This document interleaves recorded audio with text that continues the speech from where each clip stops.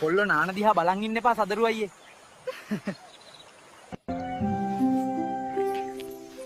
බොසා 99 data card තියනවද?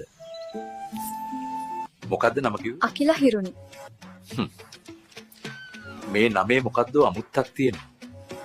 මේ පිස්සු යක්කු පාරවල් මැද ගෙවල් හදලා තියන්නේ ඒක මගේ වරදක් නෙවෙයි. මේ මිනිස්සුන්ගේ මොලේ හොඳ නැද්ද? මෙදා පාර අස්වැන්න හොඳයි.